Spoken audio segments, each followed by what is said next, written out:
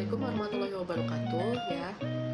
Eh, Hari ini kita akan mempelajari mengenai bisnis online ya. Perkenalkan sebelumnya, nama Ibu Dewi Kartika Sari. Ibu mengajar bisnis online. Dan pada pertemuan kali ini kita akan membahas mengenai materi awal atau bab 1, yaitu memahami bisnis online. Ya, bagi kalian kelas 11 bisnis daring dan pemasaran, tentunya kalian melanjutkan materi kompetensi keahlian pada kelas 10. Ya, pastinya mengenai bisnis kalian sudah mempelajarinya. Hanya saja kali ini materinya sudah berlanjut menjadi materi untuk bisnis online. Oke, Ibu lanjutkan ya. Ya, silahkan bisa dilihat. Di sini ada peta konsep mengenai gambaran materi yang akan Ibu bahas pada pertemuan kali ini.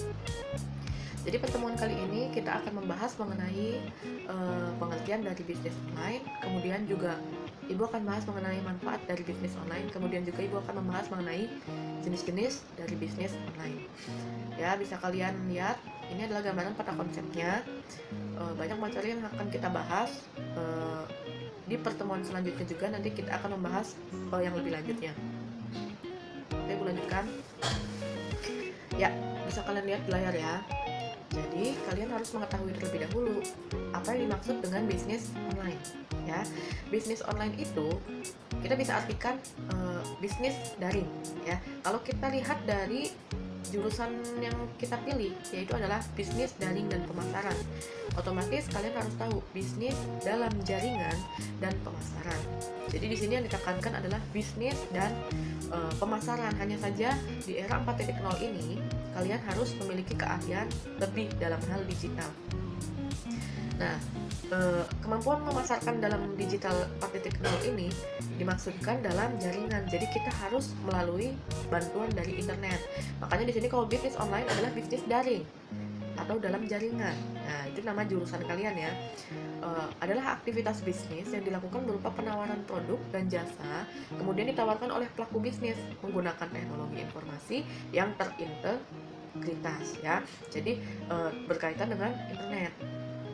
Kalau kalian ingin tahu dulu apa itu bisnis, ya, jadi bisnis itu adalah suatu kegiatan yang tujuannya adalah untuk mendapatkan keuntungan. Ya, segala macam bisnis tujuannya adalah untuk mendapatkan keuntungan. Ya, jika tidak mendapatkan keuntungan, tentunya itu bukan bisnis namanya. Ya, tapi capek-capekin diri ya, jadi tidak menghasilkan, itu bukan bisnis ya. Nah, kalau bisnis online berarti posisinya bisnis yang dilakukan dengan menawarkan produk atau menawarkan jasa, tapi dengan bantuan yang terintegrasi oleh internet. Nah, jadi bantuannya lebih luas, jangkauannya lebih luas karena menggunakan bantuan teknologi. Ya, untuk pengertian yang singkat, Ibu berikan pengertian ini. Tapi kalau untuk yang ahli, silahkan nanti ada tugas di akhir pertemuan ya. Di akhir video ini nanti ada tugas dan kalian harus mengerjakan tugas tersebut. Oke. Ibu lanjutkan kembali ya. Di sini ada materi pertama yang akan kita bahas, tadi sudah pengertian. Sekarang yang kedua yaitu adalah manfaat dari bisnis online. Kalian bisa tahu di sini terbagi menjadi 3, yaitu adalah untuk fungsi atau untuk manfaat komunikasi, untuk manfaat transaksi, dan untuk manfaat distribusi. Ya, sebelumnya Ibu akan memberikan penjelasan. Dalam hal komunikasi berarti ada kemampuan untuk memberikan informasi ya. Komunikasi itu adalah kemampuan untuk memberikan informasi dua arah ya. Jadi dalam bisnis ya memang kita harus berkomunikasi antara penjual dan pembeli ya. Kemudian di sini juga ada fungsi atau manfaat transaksi, di mana ada kegiatan jual belinya ya. Setelah berkomunikasi, kemudian kalian bertransaksi, dan kemudian yang ketiga kegiatannya adalah manfaatnya distribusi ya. Distribusi itu adalah penyaluran barang atau jasa dari penjual ke pembeli. Jadi sudah pindah tangan. Oke. Ibu lanjutkan. Di sini ada komunikasi peningkatan informasi produk. Ya, kemudian ada komunikasi yang dilakukan dalam bisnis online dapat meningkatkan pemahaman dan informasi dalam produk. Ya, jelas. Jadi di sini kalau nggak ada fungsi komunikasi antara penjual dan pembeli, nantinya pembeli akan kesulitan untuk membeli produk.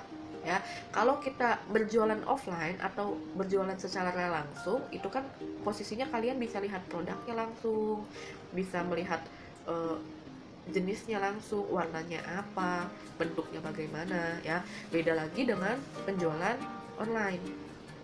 Penjualan online di sini kalian itu harus memberikan informasi yang sejelas-jelasnya. Maka dari itu di sini fungsi komunikasi sangat penting, ya. Jadi yang pertama, ketersediaannya layanan. Ya tentu kalau komunikasi kalian harus menyediakan berbagai layanan, mulai dari fotonya, foto produknya harus dilihatkan, kemudian di situ ditampilkan harganya berapa, ya. Ibu contohkan di marketplace, di Shopee. Di Shopee itu kalian bisa lihat penjualannya adalah penjualan online, ya. Dari penjualan online tersebut kalian bisa lihat gambarnya ditampilkan, kemudian harganya juga ditampilkan. Kemudian penjualnya juga memberikan informasi dia berada di lokasi mana, apakah ada di Cirebon ataukah ada di luar Cirebon, ya. Jadi di situ jelas ketersediaan layanan dari yang namanya penjualan online, ya. Kemudian yang kedua, di sini ada biaya komunikasi lebih rendah, ya.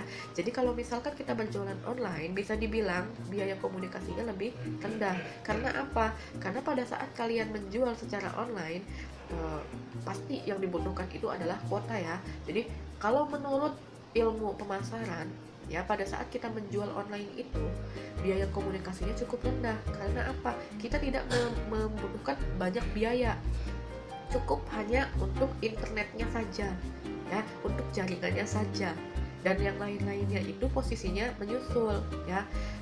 Seperti layanan purna jual atau apapun itu nanti menyusul.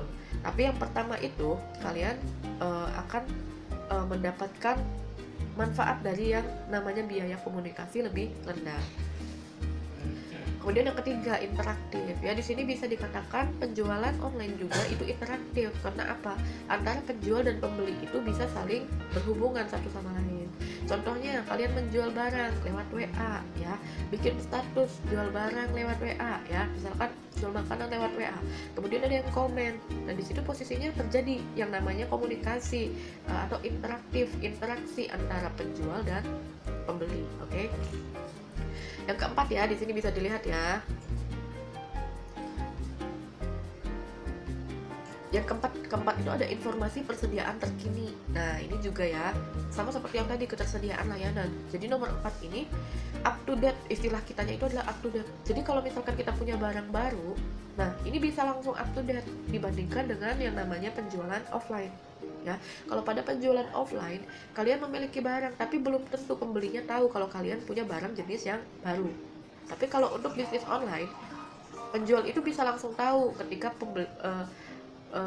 ada barang baru. Nah, kemudian diupload dan pembelinya langsung mengetahui bahwa apa? Bahwa si penjual memiliki produk baru, sehingga informasinya lebih cepat didapatkan oleh pembeli.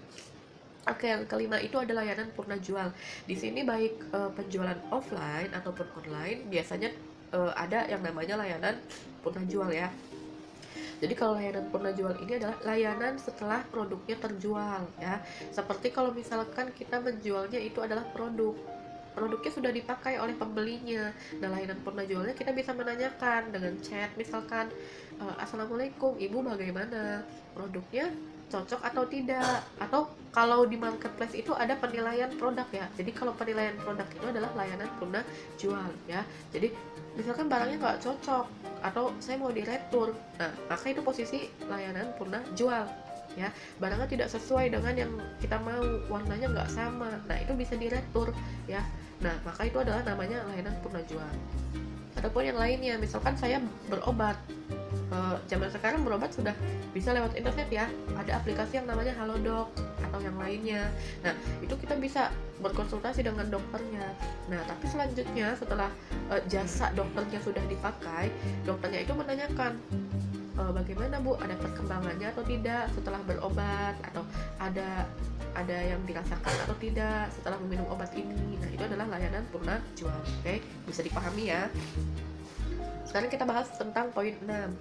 Tidak harus bertemu. Nah, ini adalah poin penting ataupun poin yang tidak dimiliki oleh penjualan offline.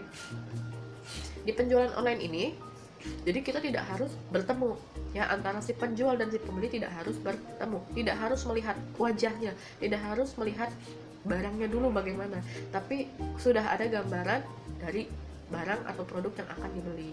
Nah, jadi di sini itu sistemnya adalah sistem kepercayaan ya. Jadi kepercayaan dalam penjualan online itu sangat diperlukan ketika kalian mau bertransaksi secara online. Oke. Selanjutnya ini kita akan bahas mengenai transaksi. Ya, jadi di sini ada fungsi yang namanya fungsi transaksi. Ya, Ibu bahas nomor 1. Etalase virtual dapat dicapai oleh semua pengguna internet ya, seperti yang tadi sudah Ibu bahas. Jadi kalau ada produk baru atau kalaupun ada produk yang sudah habis, nah itu kan ada, kita bisa sebut etalase ya dalam penjualan online itu. Misal di status WA saya, kalau barangnya sudah terjual, saya hapus ya, dikasih informasi. Jika foto hilang, maka produk sudah terjual ya. Ataupun misalkan menjual melalui marketplace, di situ posisinya ada tulisan di fotonya, barang sudah terjual atau barang habis. Nah, itu etalase virtualnya berguna ya. Jadi kita bisa tahu barangnya posisinya ada atau tidak ya. Padahal kita tidak melihat produknya ada atau tidak, tapi informasinya sudah tercangkup luas di dalam aplikasinya, aplikasi penjualannya. Jadi di sini ada yang namanya fungsi transaksi. Kemudian yang kedua bisa dilihat ada biaya transaksi murah dan mengurangi yang namanya kesalahan. Nah, kemudian yang ketiga ada mengurangi waktu siklus pengadaan ya. Jadi di sini juga kayak macam kita mau Ibu menjual produknya itu adalah misalkan parfum. Kemudian Ibu tuh stoknya habis ya, stok parfumnya habis. Nah, maka Ibu bingung, Ibu harus bagaimana ini? Untuk mengurangi waktu siklus pengadaannya, maka Ibu tulis saja dulu produknya ada, padahal produk Ibu itu sebelumnya belum ada, tapi ketika ada yang beli, produk Ibu juga sudah datang, sehingga Ibu bisa menjual kepada pembeli ya.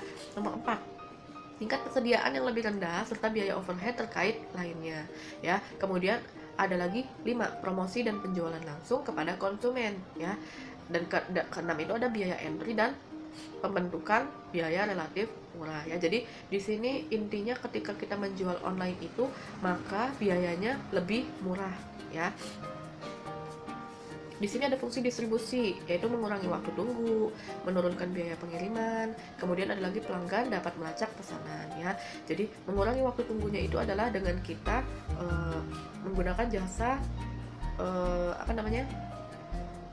jasa kirim ya, jasa kirim yang kita anggap mampu untuk mengirimkan barang secara cepat. Kemudian yang keduanya itu adalah menurunkan biaya pengiriman. Kita bisa memilih mau pakai pengiriman apa untuk yang lebih murah atau yang lebih terjangkau harganya.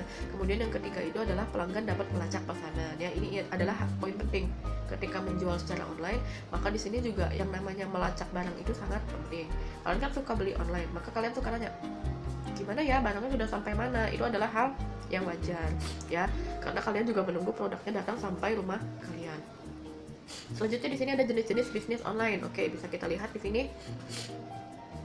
Untuk informasi yang ini itu akan dipelajari lebih lanjut, kalian bisa lihat saja dulu. Ada e-commerce, ada marketplace, affiliate, ada juga di sini jenis-jenis dari affiliate. Kemudian ada dropshipping, ada juga yang namanya search engine optimization, dan juga ada social media dan blog marketing ya. Pada informasi yang ini di jenis-jenis bisnis online nanti akan dijelaskan di bab-bab selanjutnya. Kalian hanya perlu mengetahui saja, tapi tidak Ibu jelaskan saat ini. Jadi kalian silahkan bisa tulis. Kemudian Ibu lanjutkan lagi di sini. Ada evaluasi ya. Jadi ada evaluasi pembelajaran hari ini. Silahkan kalian lihat, ada 5 pertanyaan yang harus kalian jawab ya. Kalian bisa jawab di kolom komentar di bawah ya. Silahkan kalian komen, kemudian kalian sertakan dulu terlebih dahulu nama dan kelas kalian. Misalkan Dewi kelas 11 BDPM. Nah, kalian bisa langsung tulis jawaban nomor 1 apa, jawaban nomor 2 apa, 3, 4, dan selanjutnya. Oke, bisa dipahami untuk pertemuan kali ini hanya sampai di sini. Terima kasih, semoga penjelasan Ibu bisa jelas dan bisa kalian pahami.